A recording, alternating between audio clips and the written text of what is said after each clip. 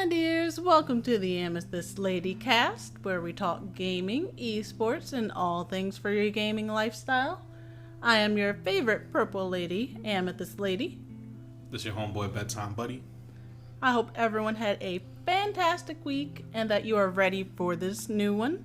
This is our third episode, and we are going to discuss all sorts of interesting things that have occurred during the week.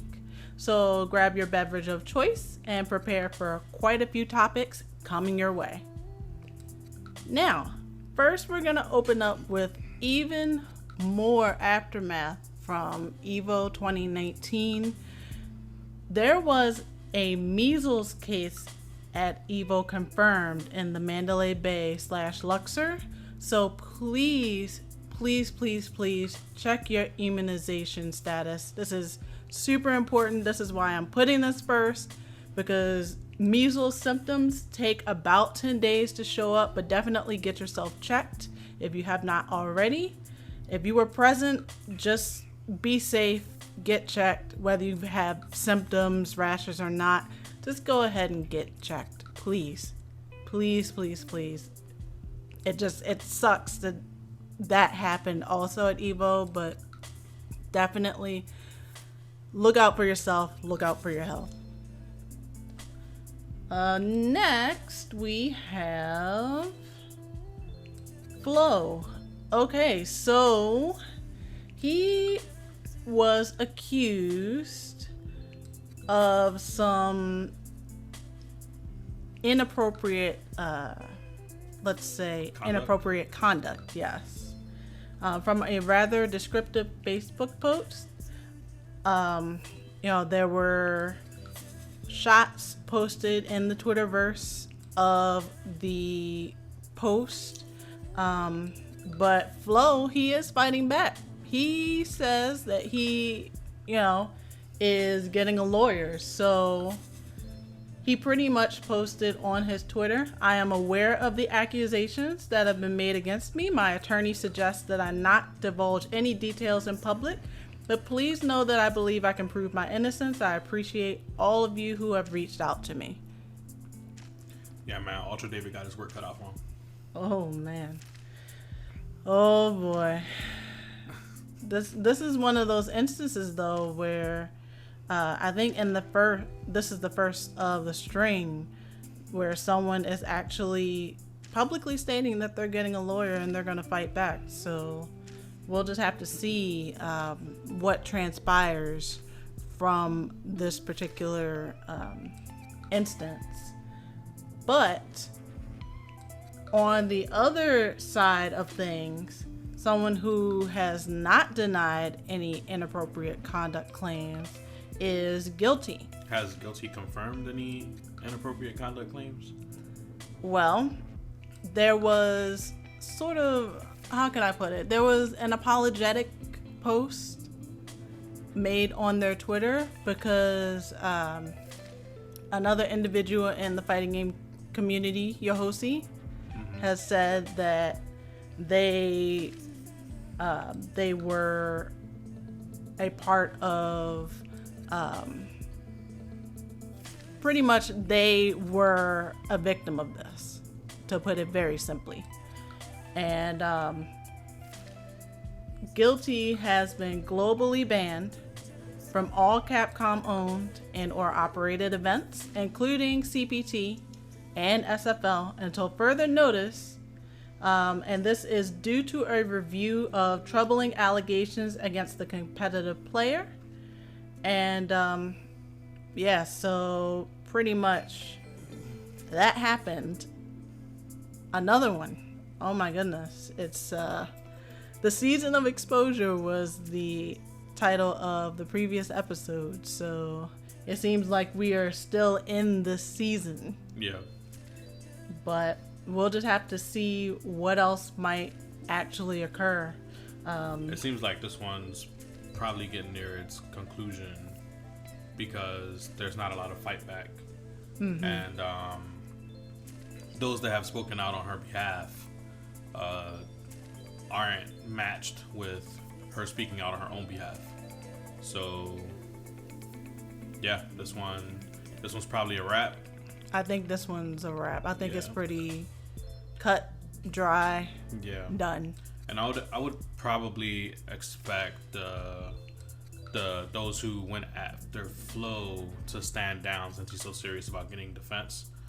But the guilty thing, you know, she's just seems to have kind of accepted her fate in this regard. So, yeah. All right. Well, speaking of Street Fighter, so I've been seeing some things around the Twitterverse about this Shadow Lady and extra battle move for AE. What in the world?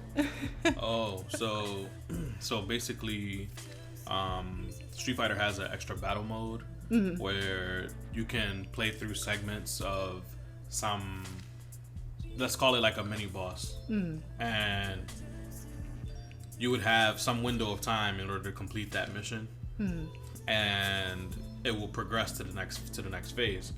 So sometimes they have like a super hard boss character that you can fight. So they had like the Shinakuma at one point, and at one point they had like a really hard Ryu and stuff like that.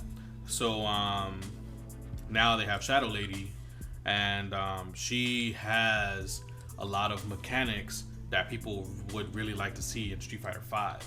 The question is this a prelude of things to come, since Street Fighter V would be undergoing, or supposedly is undergoing, like changes?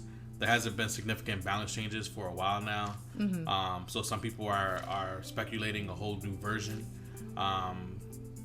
So that's a possibility, and they're wondering if all of these mechanics that Shadow Lady has would end up making it into the next iteration of Street Fighter V. Okay. Yoshinori Ono has already made it clear that he has no intention to roll out Street Fighter 6 anytime soon. So that kind of kills that speculation if you would take their word for it at face value. But that doesn't mean that Street Fighter V can't evolve. So, do people want to see those anime-like features in Street Fighter V? Would Ono put those type of features in Street Fighter V, because it kind of takes away from the original vision a bit? We're talking things like small jumps, instant small jumps into low, air dashes. Yeah, I heard you could air dash. Yeah, air combos. Air combos with some altitude, like not like a CVS 2 air combo. We're talking like she's up there, like not quite as high as MVC, but maybe like half the distance up. Just beating you down and then slamming you down to the floor head first and all that stuff. Sheesh. Really cool mechanics. There's actually a Street Fighter mod called Mysterious Mod that kind of takes the lid off of Street Fighter V a bit and allows some really creative combinations and stuff like that. Has significantly less damage, and the combinations that she can do are reminiscent of the Mysterious Mod, but even then they're still like tweaked up to the next level. I just can't imagine that like small jump combos and small jump lows and stuff like that would become a part of the core game, because then you're kind of getting more into an anime game. And also there's like a rumor out there about what the next big patch would be, and supposedly there would be a mode that enables you to play as characters that you can't normally play as. So I would expect that if that's the case, if that rumor is true, then the Shadow Ladies and the Shinakumas and stuff like that would be in that mode. But it's not like a ranked mode or anything like that. It's just more so like a for the fans type mode type situation. Okay. So sort of how like Mortal Kombat 11 has the mode where you can just use all parts of all the variations, like the custom variation system. Right. Okay. All right. That's so interesting. Like it seems to me, from what I'm seeing, ever since people were able to actually play these new characters, a lot of the people who were on their crusade to crucify Street Fighter V have hopped back on the game, are actually having fun with the game. There is a new piece of controversy surrounding Street Fighter V at the moment. People feel like the netcode has gotten worse since the latest patch with the new characters in it. Okay. And it's been a little bit of buzz around Twitter where people are saying that the game is going in the opposite direction.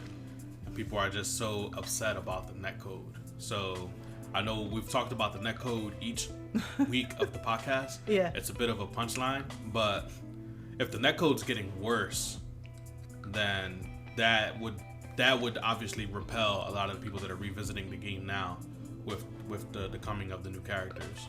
So a point of concern. But is the netcode actually getting worse, or is it that people that are returning to Street Fighter don't remember how the netcode is? Well, I think that a lot of top players that never stop playing the game are saying that they're noticing more stutters. Like, so you're hearing this from like, well, even like not top players, like just people that play online all the time. So you're hearing this from like the Carlos FGCs and the Demon Dans, but you're also hearing it from like Justin Wong's and the Rob TVs. Okay. So, you know, it could be placebo. Like maybe you see one person say that it's laggy, and then someone goes online, they play a few extra laggy matches. It could also be the fact that if you took some time off from playing ranked or whatever online, new players ascend to the higher ranks. So now you're playing against a larger pool of players. And because you're playing against a larger pool of players, now those players that maybe were platinum or like super gold, ultra gold, that you may have left in the dust like a year or two ago, now you got to compete with them again now because they're diamond and above now, and those players have brought the lag up with them. So it could be that. It could be numerous things. I know that my recent times of going back in to train just to kind of like get some dust off, I've noticed that there's been a lot of different opposition, whereas like before I was kind of used to fighting the same people, right? So much so to a point where I would see the color of the skin and already know who my opponent was before they show the name tag. So yeah, shout outs to No Good Citizen. It's like fighting him over and over as G. Okay. All right. Well, interesting. That's very interesting. So do you think that maybe, you know, and I know a lot of people have their fingers crossed, maybe the Shadow Lady Extra Battle Mode edition is them attempting to check to see if people would like this whole thing for maybe another Marvel game? Marvel versus? Marvel, just in-house, just Marvel against itself. No, because they would have to have Capcom in it somehow, right? Right. The reason why I don't think so, it would fit more so a crossover with SNK, and the reason why I say that is because those games tend to have been a little bit more grounded. Marvel has always been high-flying action, like, you know, you take flight, you got tri-dashes, you got super jumps, you got triple jumps within the super jumps, you got teleports, assists flying everywhere, all that stuff. Right. Whereas like CVS or even like the other games that were like CVS but were more like SNK made, like they had one that had Violent Ken in it. I forget what it was called, but it had Violent Ken in it. Anyway, something Chaos or something. Anyway, SNK Chaos or something like that. Something like that. Yeah.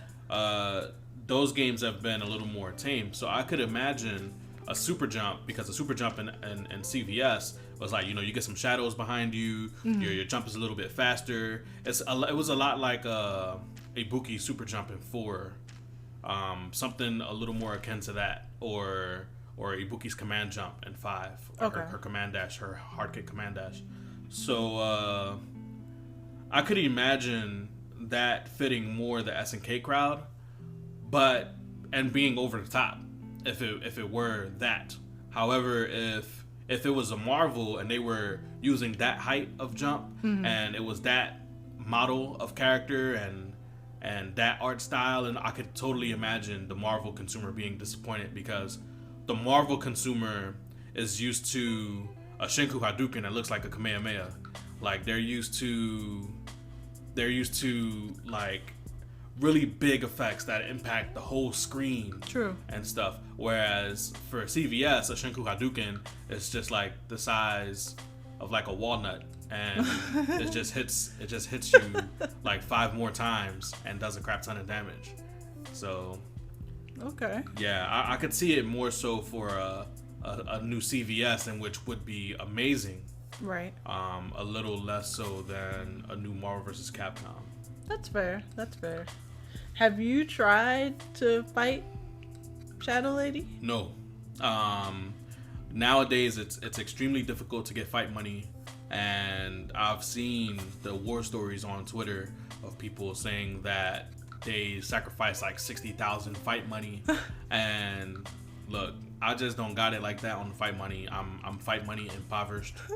So I'm hoarding it for when, you know, some hot stage comes out that I want to get or something. But basically that's a one and done. I can afford maybe one more hot stage and that's a wrap. Like, I'm gonna be in the fight money poorhouse and I'm gonna be looking for like a fight money access card of sorts.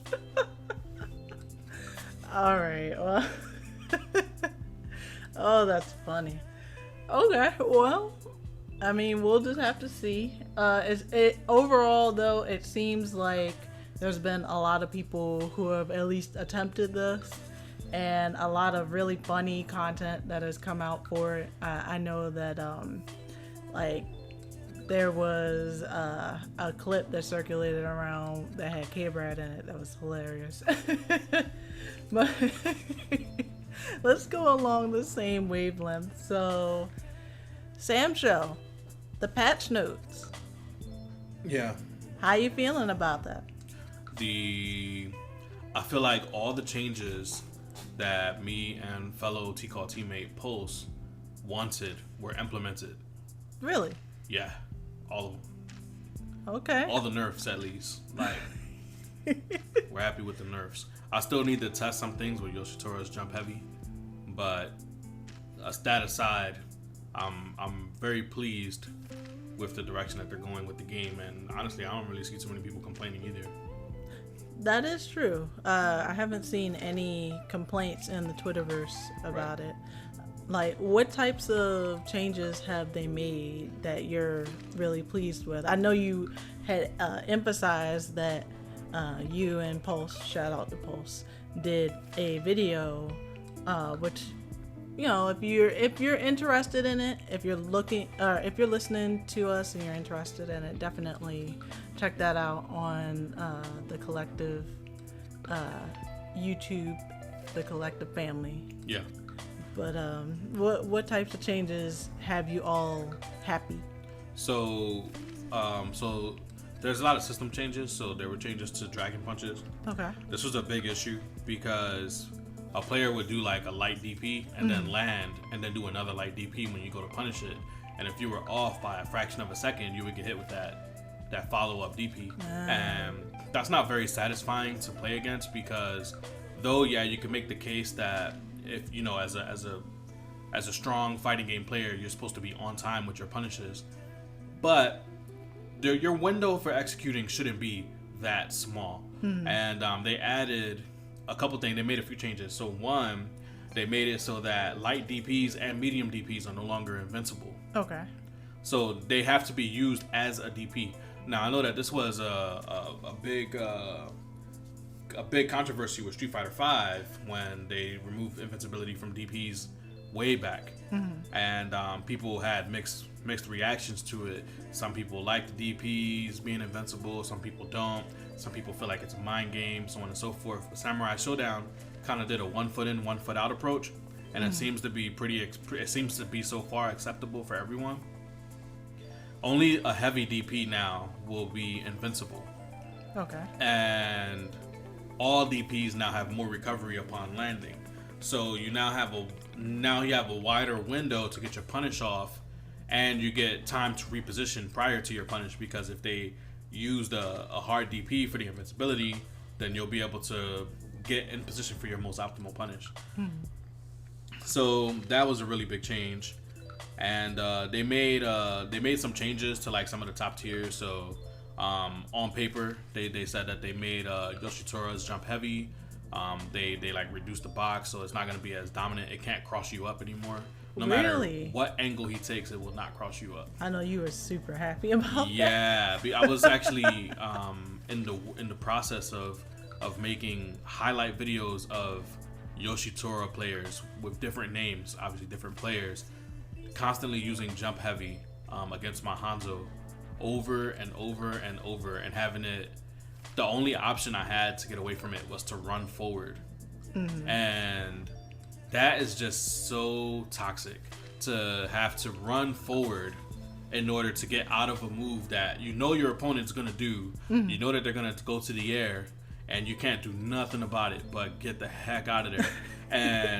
And then when you return to neutral, the chance that they might just start doing it again, and Right. the only way that you can stop it is if you beat him, if you're up there before he's up there. And now you're having a jumping pogo stick match, and that's not satisfying at all. So I'm glad that they did that. Supposedly they also made Hanzo's anti-air a little better. His standing kick. They reduced the grab range on Genjuro's command grab. So Okay. some people were getting like teleport command grab and stuff like that behind. So they patched that up. They weakened the range on Genjuro's crouching medium slash. So that was like a very dominant slash. Didn't they do something to Halmaru's punch? Yeah, it has a little more recovery. Okay. A lot of the running punches have more recovery now. Genjuro's kick doesn't overhead anymore on the second tick. Genjuro got a lot of changes, but what's crazy is Genjuro got a lot of changes, and then he won a tournament like right after the changes. Okay. So he's still strong. I would lean towards saying I haven't seen a character get nerfed that much since like V13 and CT. Granted, V13 got soft removed in a sense. Yeah, because V13 became Lambda 11, and Yeah, you're right. everything was just different.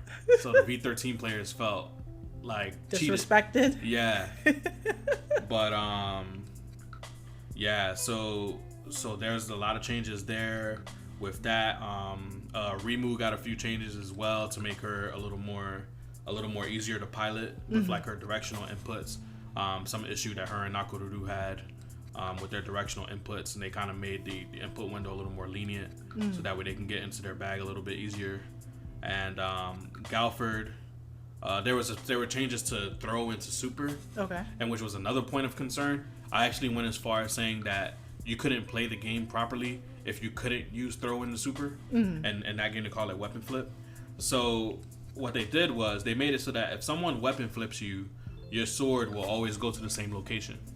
So that's fix number one. Now people can't weapon flip you and then jump run over off you screen. and off screen your weapon, and now Yes. you're screwed for like 90 seconds of watching them on the other side of the screen camping your weapon. Yeah, because that sucks.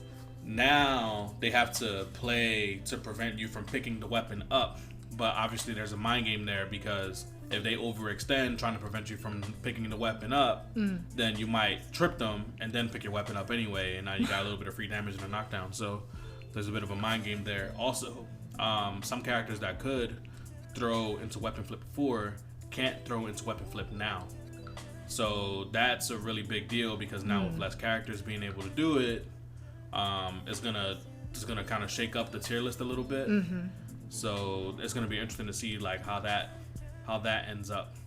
But and the box was reduced for the supers of Galford and Hamaru, so that way you can still kind of play the game a little bit when they have maximum rage. As of right now, like when they have max bar, you can't jump, you can't walk, you can't do anything. And so they reduced the boxes down, so that way they got to be a little more accurate with their placing of it. But interestingly enough, they buffed Charlotte's, so now it'll yank you a lot more efficiently than it did before. Whereas like before, like it might nip you, but the whole thing won't hit you. You'll fall out, or you'll be able to kick her like out of it and stuff like that. So they made it better. So like, Interesting. people are speculating that Charlotte might be the best character in the game now, but there was a lot of changes for other characters too. Maybe Darlie got a lot better.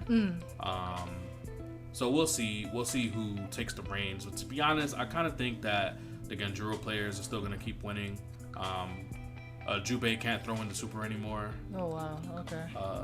Yeah, just the game just kind of got balanced out across the board. Like, it just seems like it's in a pretty good place. And when I was playing it the other day, some of the Hanzo changes I didn't feel, but I also took some time off. So it's possible that it's just the ring rust. So, but he did definitely feel like he was more in the game. Like, everything you do doesn't have to be a risk. Maybe you can actually afford to whiff punish a little bit more and stuff like that. So, yeah, happy with the direction of the game, and it'll be interesting to see how it affects the tournament scene.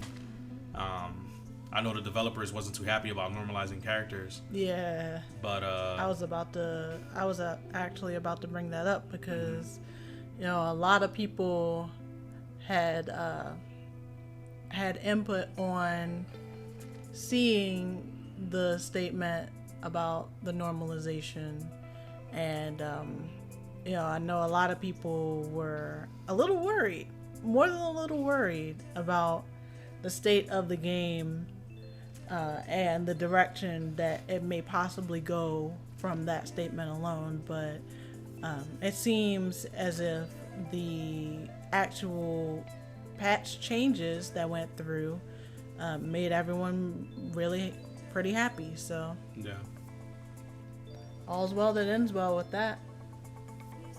But on the same wavelength as that, Mortal Kombat 11. How do you feel about the way the game feels, the changes on that so far? I would say the game feels good. The game has always felt good. Nightwolf feels strong. Nightwolf has a little bit of MKX in him with his. You think so? Yeah, a little bit of high-low going on. But it could also be the newness of the character. He has like his backhand to the low kick, and then he can launch you, or he can start with overhead, like first hit overhead and then launch you. Or, he has ways to kind of like hide his low in there. He has like the low starter that he can launch you off of. So he does kind of have that feel. He has like a little bit of an MKX feel. I don't think there will ever be a character in MK11 that will be all of MKX. No. But he does feel strong, for sure. He has tools to deal with you from range. He can get in if need. He can reflect, he can rush down, and he hits hard, and he has low profile tools, and he has a super that will anti-air you like no other. You're trying to jump over him, on top of him, whatever, that thing is going to get you out of the air all the time. And even though the range isn't that great, but its verticality is tremendous. And he seems to have pretty good knockdowns. And his throws are really strong. I think he can throw loop you, actually, and he just feels really strong. And then some of the other characters that you would have thought would have gotten weakened a lot. A lot of them are still very strong. So like, Jackie still feels very strong. Jax feels very strong. Aaron Black is still, yeah, like strong. If you didn't know how to fight Aaron Black before, you're still gonna get caught by the same stuff, right, for the most part. Yeah, like Sonya still has all of her stuff. Her damage got moved around, so the player has to work a little harder, but she still has access to the same damage numbers. They just have to do a different combo now. Right. And like Cassie players still play pretty much the same. They're not really using the up kick into the EX because they know it can get flawless blocked. But online, good luck. Yeah, good luck trying to flawless block. Like, if you're trying to grind your way up the ladder, well, which is a whole nother thing. Like, it would be nice to see some changes to Kombat League, like the requirements for matches. Right now, I believe you got to fight anyone who is under 150 MS, and it's just unacceptable. It gets really bad sometimes. Like, I can definitely attest. Like, when I stream, and I mean, people who've watched my stream, they've seen it. They've seen the ping just raised to, you know, numbers that equal the price of a mortgage. They've seen like the slideshow loading screen. Yeah. It gets really obnoxious. And then the drop games too. Like sometimes you're about to win a match, then the game just drops. Like it's, you know, the game is disconnected. Whatever. You don't get a dub. You don't get an L. You don't get nothing. Yeah, we know it's like. Let's just be real. We know it's not them plugging every time. Right. It definitely isn't. So I don't know. People say MK11 has the best netcode. I'm gonna have to put up the finger on that one. Like the wait a minute finger. Hold on. I think it's probably the best if you and the opponent, y'all both know that you have a really sound connection to each other. Mm-hmm. But by my observation, the higher up the ladder you go, the less reliable the connection becomes. So the person who has the job and works and all this stuff, they can afford this banging internet, this best top-notch technology, but they can't refine their combos all like that. They don't got that kind of time, or they don't got that kind of talent. Great connection. So when you're like on your way grinding up, you get into like the ranks, the early to middle ranks, no problem. As soon as you get to like Grandmaster, God, Elder God, man, it becomes so hard to find a connection that's below 140. And when you do find a connection that's below 140, it's a 52 fake out. It'll say that it's like 40 something. You go in there and then the loading screen is laggy as hell. And then as soon as you put the dude on the ropes, there's a disconnect. Yep. Just absolutely not an enjoyable experience at all. And I've managed to avoid Kombat League for the most part in the first season of Kombat League. And for whatever reason, this season I decided that it'll be a nice little medallion on my vest to get a rank in Kombat League. So I sat down for one day and got to Grandmaster. Well, it wasn't even a day. It was probably like 2 or 3 hours. A few hours, yeah. I got to Grandmaster, and the higher I got, the laggier it became. And too many games fall by the wayside because of a random disconnect. Too many games. So I've actually been frozen in Grandmaster with about a half a bar, and I can't get it to go up because I can either can't find a quality opponent, or the wins aren't worth enough with the people that do have a good connection, or the connection drops. That is such an issue. Not an enjoyable experience at all. Oh my goodness. Yeah, I hope maybe they try to fix that. But then again, I'm really wondering if it's something, you know, we have it for both PC and PS4. Yeah. I'm wondering if the problem is more prevalent on one platform compared to another, or what's going on. But well, after having played on your stream the other day, I definitely feel it on both sides. Okay. But I can also say that when the connection is good, it feels better on PC. Yeah, I think I can agree with that. Because, you know, I've done the Challenger Series tournament for PlayStation and I've done, you know, I play PC when I stream, and it definitely, like, you can, it's prevalent in both. I will say that. I just wish that I had better working numbers, better data to know if it's worse on one compared to the other. But so how are you feeling about the patch? Okay, so I main Katana, and I am not happy with the changes. I'm not happy. I know there are some people out there who are making Highborn work, and that's great. But I feel that the changes that she had are very lackluster compared to the more prevalent changes that other characters have received. So you mean like Devora? Well, see, here's my thing. I'm not expecting Kitana to be completely overhauled. I'm just asking for a few things to actually be adjusted. That's it.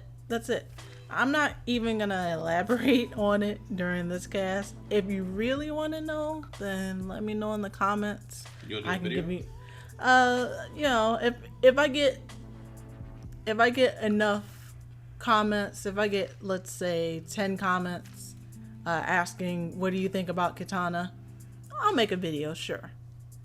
But you know, Sonic Fox said that she's very cheap, her corner damage is OD, and she's very lame.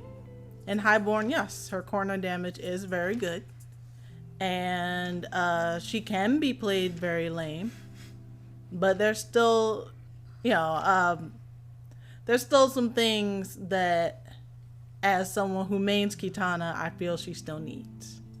That's what I'll say. But trust me, I've had people echo to me the same thing that Sonic Fox has said, and I know that they've heard it from Sonic Fox. So it, you know, he has his opinions, I have mine. I respect the kid, nothing but love for him, but she needs more. She needs more things. But that's, you know, that's my opinion. Like I said, let me know if I get 10 comments asking what do you think about Kitana. Yeah, I'll make a video, sure. Well, for the record, I think Frost is in an okay place. I always thought she was in an okay place, so I think she probably just went from mid to like upper mid. But again, just like I said in my video, I don't think you're gonna see people that weren't doing anything with Frost suddenly start doing things unless they actually get better. I think that Frost is a character that is very honest and very reflective of how good you are at the game. She feels a lot closer to a Ryu than she does to an Ibuki in terms of mix-up character versus stable, solid character. But that's just my opinion, because she doesn't really have a crazy high-low. She doesn't have crazy post-throw or throw vortex of sorts. She doesn't have the easiest crushing blows. She has a pretty good super, well, actually one of the better supers. She has, you know, amongst the zoning tools in the game, it's not the best, but she could throw some stuff. She has reliable buttons to some degree, but there's better buttons. I think she's a very middling character, and I think that she'll remain as a very middling character. That playing her will make you better at the game overall. But people don't care about that. They just want easy access damage. The popcorn results. Yeah, good staggers. They want that fast food. Oh no. That fast food is not always good for you. Yeah. At all. Oh my goodness. But you're right. You're absolutely right. You know, that's just the popcorn culture that we're in. You know, people want results and they want it now. Yeah. And, you know, I think a lot of people are in this loop of believing that a patch is going to just propel them to greatness. Right. It's going to patch your shortcomings, whereas it's like, no, reality check. You actually need to work harder. Yeah. Do better. I'm going to paraphrase what something Rob TV said that was very wise and profound.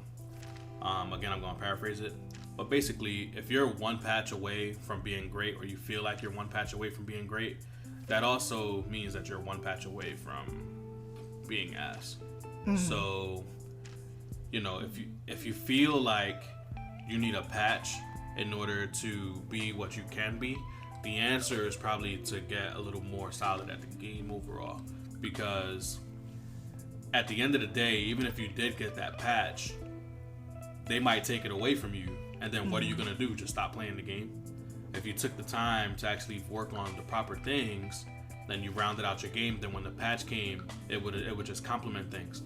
Like he told the story about Tokido, how in Street Fighter 4 he was a very mix-up heavy Akuma, and then they patched and took the mix-up away. They took the vortex away, sweet vortex, and at that point Tokido decided to learn how to play fundamental Street Fighter and how to move and how to whiff punish and position and all that stuff, and then you fast forward and everybody knows about Tokido's legacy, and the same thing applies for other fighting games as well. The Mortal Kombat's no different. No exception. If you live and die by the mix and they take it away from you, you're either gonna have to learn or you're gonna have to find a new mix. And you could make the case that, oh well, Sonic Fox is really good at mix. The thing is that Sonic Fox has taken a lot of years of being around a very competitive environment and has honed his fundamentals as well. So he knows how to set you up into the mix. He's not overextending himself to get to the mix. And that's the reason why he's so consistent. He's able to put it all together. And if you're just waiting for a patch to allow you to beat people that you couldn't beat before, you might have some moderate degree of success until that player that's more solid than you decides to study up on the mix. And then what are you going to do after that when they start blocking your mix?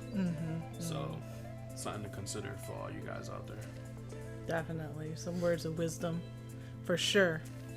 But yeah, looking forward to over the next week some really cool things that we're definitely going to talk about during the next cast. I know that the Kombat pack trailer is supposed to be coming out, so there's going to be some I'm pretty sure a lot of people are going to be happy, and I'm going to guess that some people are going to be sad because all the Melina players definitely are already crying for Melina. They gonna get her sooner or later. Nope, not happening. Too much money there. Too much free money for NRS. Nope, not happening. But anyway, so next, before we continue down this rabbit hole, we're gonna do some really quick promos. So make sure you follow the AmethystLady Cast on Twitter at AmethystLady Cast to keep up with the show as well as other happenings in the fighting game community, esports, and gaming. For instance, I did put on that particular Twitter that the show would be coming out a day late, but I have needed time to recoup. I've been under the weather, so for those sort of updates, definitely follow on Twitter. Also, make sure you follow your hosts. I am Amethyst Lady. On Twitter, it is at Miss MS Amethyst Lady, as well as subscribe to this channel and click the bell. I am a creative entrepreneur who also has been a gamer for many moons now, and I also love the fighting game community, which I've been an active part of for many years as well. Follow Bedtime Buddy on Twitter. It is at BedtimeBuddy07. Don't forget that 07. And subscribe and click the bell for his YouTube channel. He has been gaming for many years, which also includes being a pivotal part of the fighting game community as a competitor. And finally, check out the Collective Esports organization. I'm sure you've seen some of our family members at various events, including myself and Bedtime Buddy. If you want to know more about T-Call, definitely check out the website. It is www.thecollectiveesports.org.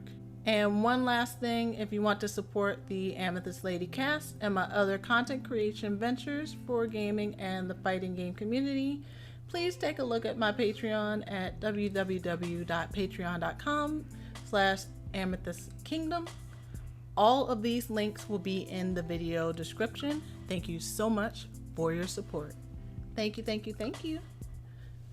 All right, so next thing I want to touch on is a lot of people have been giving Perfect Legend some flack on Twitter.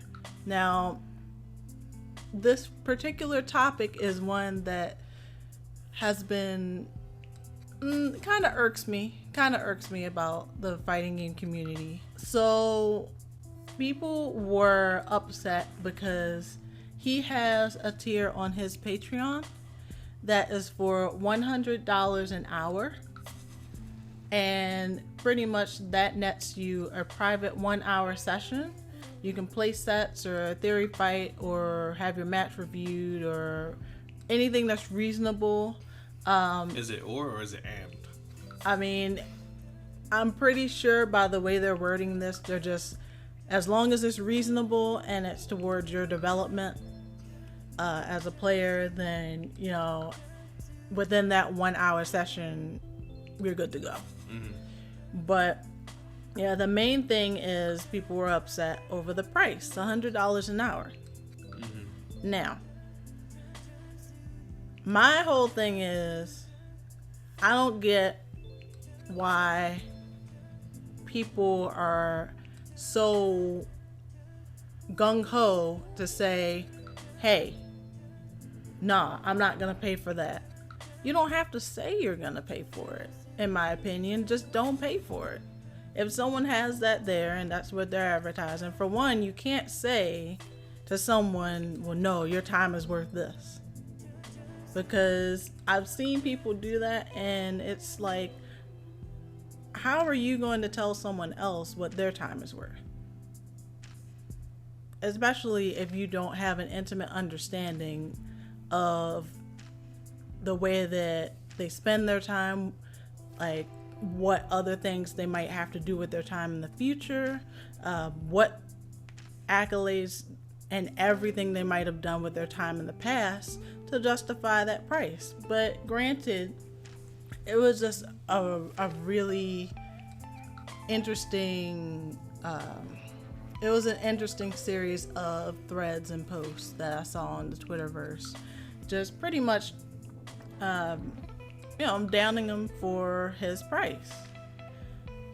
And I think that irritated me more so because it seems as if the fighting game community has this issue where if someone wants some sort of compensation for their time, then it's poo-pooed. Yeah, shamed. And that just doesn't make sense to me, because realistically, fighting games is in its infancy, Yeah. when it comes down to entering the esports sphere. Yeah.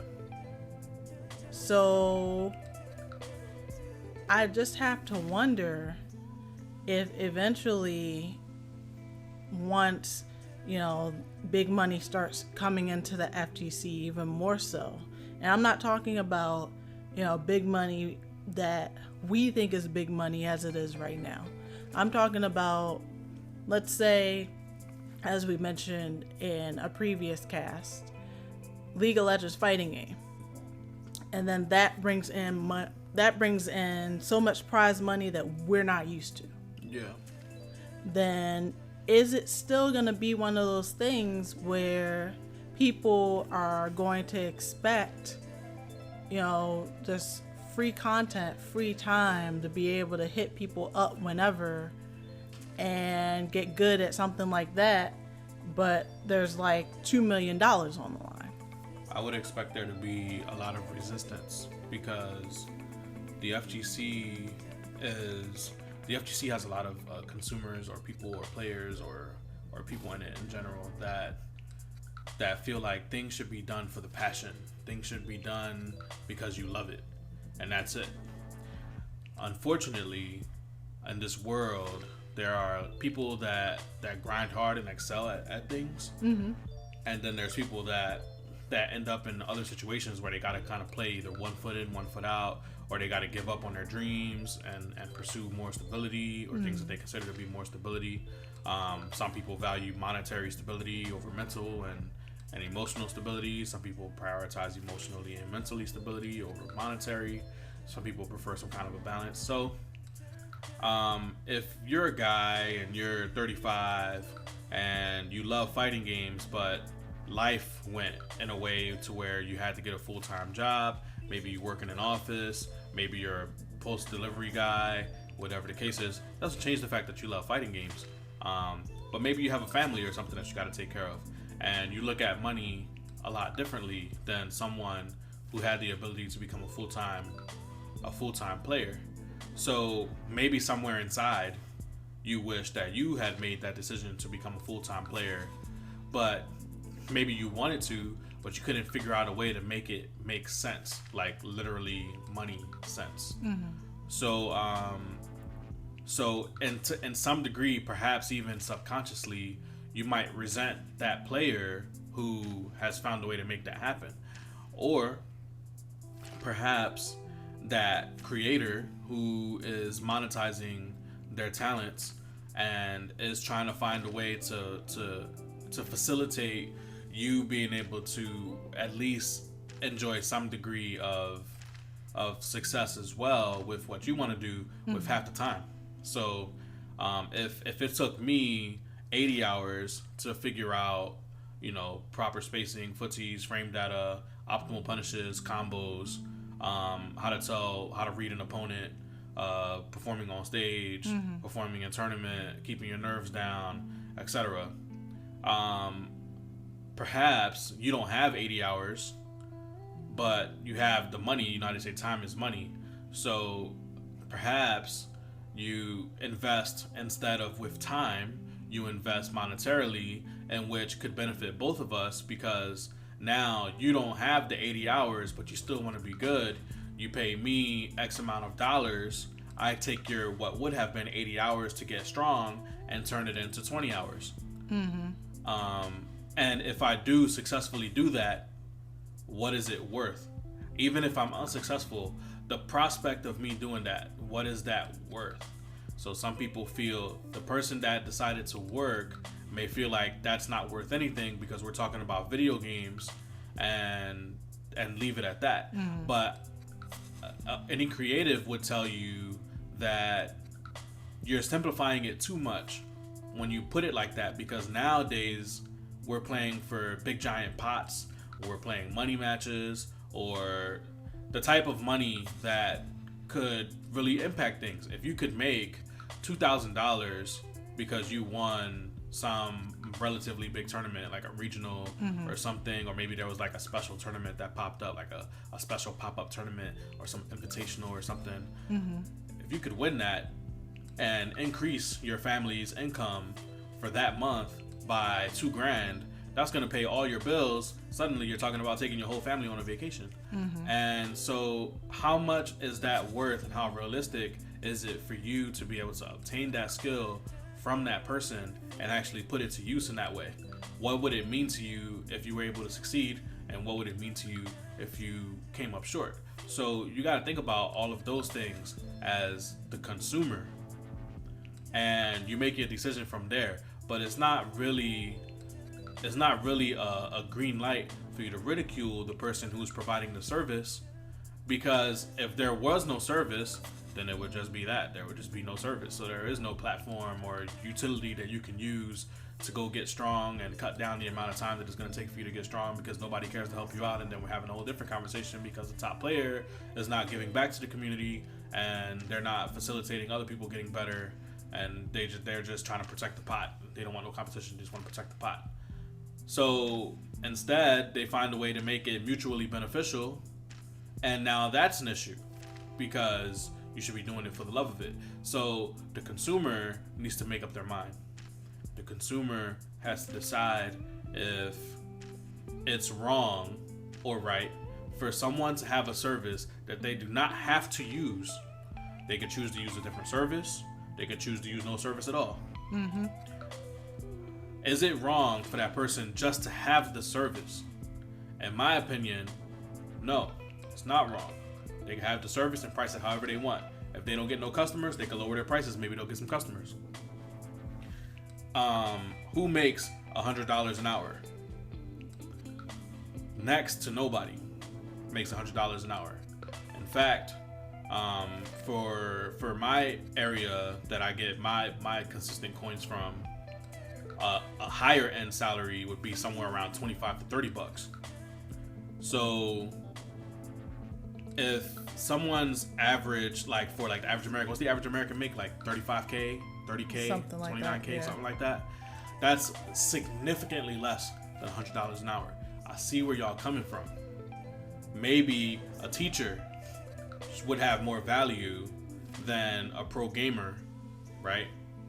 Would you rather pay for your child to be taught at an elite level like academics for $100 an hour, or taught elite gaming for $100 an hour. There's a lot you can do with $100.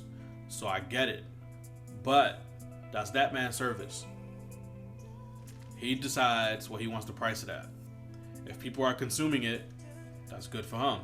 If people aren't consuming it, he would have to make some adjustments. But the people that are commenting on if or not he should have said service is not really their place. Because if they felt like those things were of lesser worth, then create the competitive market. He's selling that package for $100. Can you do a comparable or better job and charge half? Can you do a comparable or better job and charge 25%? What do you think it's worth? Is it $10 an hour? Can you do it comparable or better for $10 an hour? Take all of his customers. Now you got your own business. So now, on top of your consistent 9 to 5, you got a little side hustle. You got 3 customers that you train every day, and you secure an extra $30 every day, and which ends up being what, 3, 6, 9, 12, 15, like $150 extra dollars per week. And that turns into roughly like $600 a month. So it's gonna pay like just training those 3 people for $10 an hour is now gonna pay all of your utilities. Think about that. So instead of complaining that his price is too high, if you could do better, just do better. Or you don't have to purchase it at all. You really don't. Right, or don't purchase it, or find someone else who's doing it for cheaper. Yeah, because a lot of people, their argument was, I could just look it up, or I could just, go here or go there, and that's perfectly fine if that's what you want to do. But just realize that you don't have to put down someone else's perceived value for their time in the process. You really don't. Yeah. And you talk about, there's been a lot of talk in the fighting game community about, oh, well, we need more content creators. Well, you realize that content creators, a lot of them do it because they love making the content, but also there's a lot of sacrifice that goes into it. Yeah. Like, the equipment that's used isn't cheap. Right. The time that you spend doing it doesn't come without, thinking about, well, I'm doing this, but maybe I could have picked up a second job. And yeah, people think it's just a record session. Like, it's not just a record session. You got to edit the video. You got to decide what fraction or what sector of your training or your matches or whatever you're going to actually record. You got to turn your personality up to 10 even when you don't have any energy. You have to be consistent. You can't just be, hot and cold, like, you release 1 week 3 videos and then you don't release again for a whole month.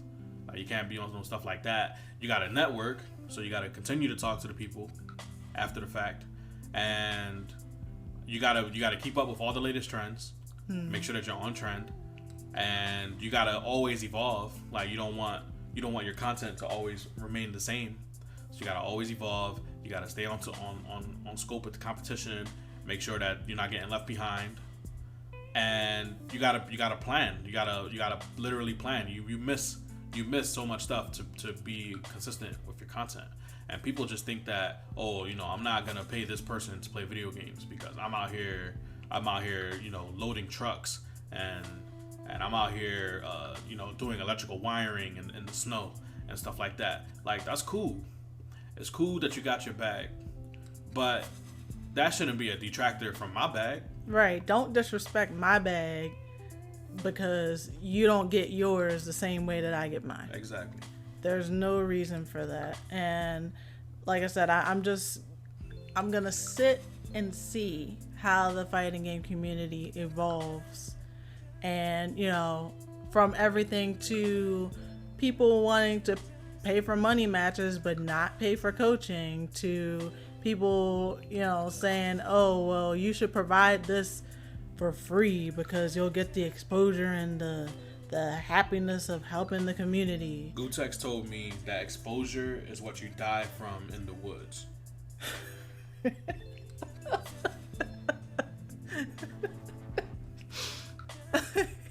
Enough said.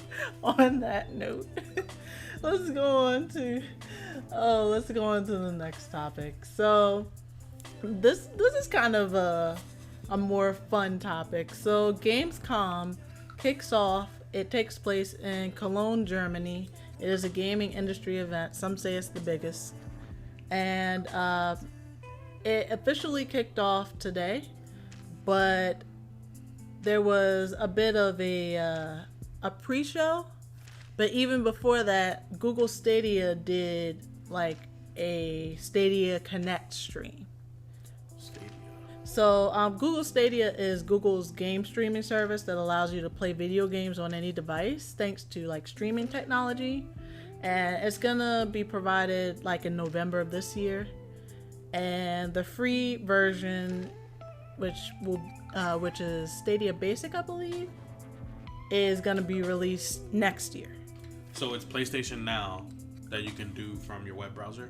You can do it pretty much from any device. So you can do it on your phone, tablet, your TV, your laptop. People are playing Minecraft at work. Right? Hey, gaming is on the come up, but anyway. Jesus Christ. So, anyway, there was a Stadia Connect stream with a ton of game announcements. So, games coming to Google Stadia include Watch Dogs Legion, Cyberpunk 2077, let's see, Darksiders Genesis, Mortal Kombat 11, Samurai Shodown, Elder Scrolls Online, Borderlands 3, and Destiny 2. I know their latest expansion is also coming to Stadia. So there's some big titles that have dedicated themselves to actually being on the Google Stadia service, including Mortal Kombat and Samurai Shodown. How are they gonna move that much data around? Like, what's it gonna be like playing online a fighting game online? Online playing a fighting game online. You know what I'm saying? Right. It's not like if you got a machine that's driving this thing for you. It's like all data based, right? It's very interesting, and yes. how's the latency gonna work? I mean, Google has been trying to get many things in place to make sure this was successful. Data centers and such. So we're gonna have to see how this goes. But in addition to that, so Gamescom had something called Opening Night Live. It was like a 2-hour show. And pretty much they tackled a few things here and there, just to touch on it. So Gears of War 5, they showed actual gameplay for that.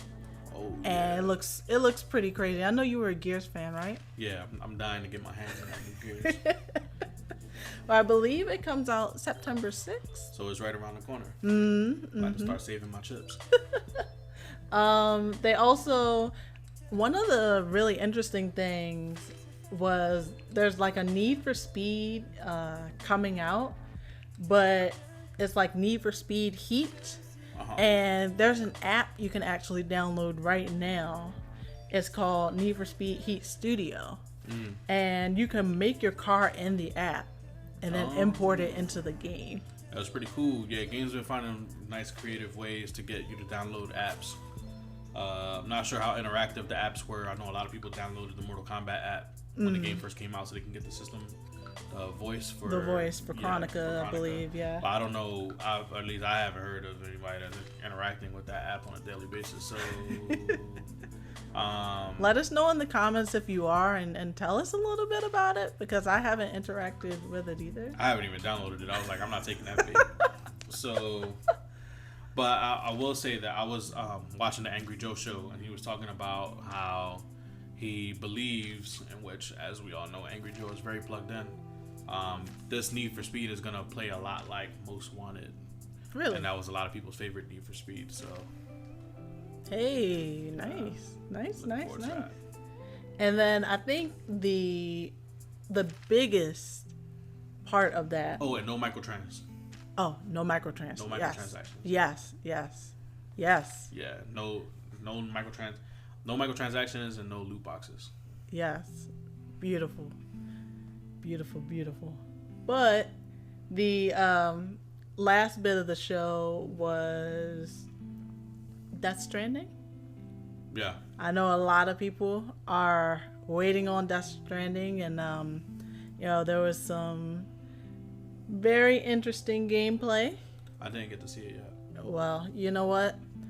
I'm not gonna say anything about it. I'm gonna give you a week's time to actually look at it. Okay. And we'll follow up next week on it. All right. Because Gamescom is still going on, so I'm pretty sure there's gonna be even more announcements and such. But definitely just remind me next week. I think Death Stranding is gonna be the best-selling game of the year. You think so? Yes, I do. I think it might be Cyberpunk. The reason why I believe that Death Stranding will be is because it's a game for, or at least it seems to be a game for both gamers and spectators. Okay.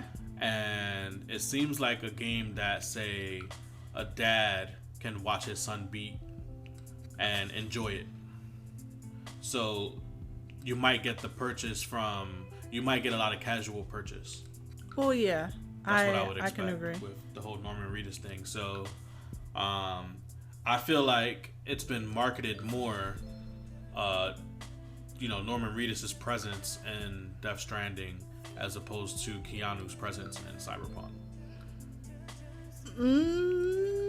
Yes. Particularly to the casual crowd that, again, like families and stuff like that. The holiday season's coming up, and you're gonna have people inside the stores. Mm-hmm. They're gonna be shopping for their kids and stuff like that. They're gonna be asking the merchants, what's the hot game right now, so on and so forth. And I think it will be close. I think a lot of them will say Cyberpunk. A lot of them will say Death Stranding. But I believe that they'll be like, oh, do you like The Walking Dead? Or did you ever watch The Walking Dead? Oh, yeah. You know that guy? His name is Daryl. Like, the guy that has the hard look and, all the ladies love him and stuff like that. They're like, oh, yeah. Well, yeah, he's the main character in this game. Look, he's on the cover. And it's just an easy sell as opposed to, like, Cyberpunk. Like, the mom might be like, oh, Cyberpunk. I don't know if I want my kid playing something like that. Cyberpunk, what does that mean? But then again, Death Stranding. But here's the reason I say Cyberpunk. Because Death Stranding is not coming to Stadia. And since Cyberpunk is going to be one of the initial games that are going to be available on that system, that have already dedicated themselves to being a release on that system, yeah. I think that's going to bring it over the top. So you're expecting a solid launch for Stadia? I want to say that right now it seems solid. But you know what? This is a perfect segue. Want to know why? Because we are getting into our weekly questions segment. Okay. This is perfect. So, last week, we asked our community, what do you feel needs to be done to bring more money into the fighting game community? So, we received a number of responses. So, from Twitter, @NeedleCrash says, investors and accessibility would help. Short and sweet. Dude Master FGC says, for the games to be less data-driven and more intuitive to watch and understand at a glance. Nobody wants to hear math problems. Okay. And then Eson_FGC says, Riot's new game needs to be good. If they can make a quality title, they'll support it the same way they support League of Legends, and that'll bring a whole lot of new sponsors and viewers to the scene. That'll likely blow up the pot sizes of majors as they try to compete and get new sponsors. And then from Discord, Daddy_Lil says, less toxic stuff going on, less controversies. like that stuff at Evo, I think that overall would help bring in money. So very interesting. You all had some hot takes, so that's very cool. The only comment I want to make about that is on Dude Master's point.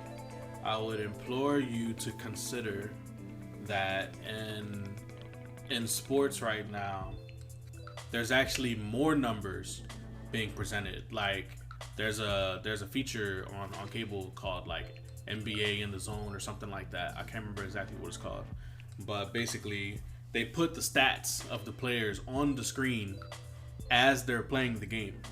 So literally, when James Harden pulls up from wherever, it shows what his percentage is as he's releasing the ball. And it has like an icon underneath him while he has the ball. It looks like NBA Live. He has an icon underneath him when he shoots the ball, and you can see the percentages actively changing, depending on if he makes it or misses. And they're talking about like his percentage of passing the ball, what side he'll go to more often, so on and so forth. And likewise in football, I mean, man, in football, they break down everything. So he's a 3.5. He gains 3.5 yards average when he rushes off to the right. When he rushes power mid, then he averages 2 yards per carry. And third down situations, it's even niche down to say in third down situations, this rusher averages X percentage of first downs. When rushes up the middle as opposed to tosses, sweeps, screens, etc. Or they'll be like, this team has a higher percentage of drop back pass and third and short than any other team in the league, and this is their percentage of drop back pass, and like everything is a new like numbers, numerical equations. So I'm not sure because non-football fans support their football fan friends, and then football becomes like a universally accepted thing that everybody does. It's like, we get together to watch the game. Super Bowl's on, we get together to watch it, so on and so forth. Husband's really into football. Wife's like making wings and all that stuff, or partaking in the football festivities instead of like just going out and being with the girls while the guys watching football, or vice versa. So it's like so the question is, how do we get there? Like how do we make our game and all things that make our game what it is interesting for it to become a natural part of people's week, or a natural part of people's day or people's month, and so on and so forth. Like, how do we get more people to talk like Rob, where he's like, man, I think about fighting games all the time. All I think about is fighting games. I can't, like, I like gaming, but I don't know if I'm a gamer anymore because all I think about is fighting games. All I think about is Street Fighter. How do we get people to love it that much? And how important is the media? To that success? You look at sports like golf, hockey, baseball that aren't doing as great right now as football or basketball, but football and basketball are easier to cover. And is it the coverage that helps facilitate the success of those sports, or is it the star power, or is it the storylines? And I think that it's a combination. Yeah, and I think that also includes the controversy to some degree, because the controversy plays into the storyline. So it's tough. When it comes to investors, I'm not sure if the numbers interfere with the investors, but controversy of that type, the type that we currently have, definitely does. Because you want to be safe to monetize,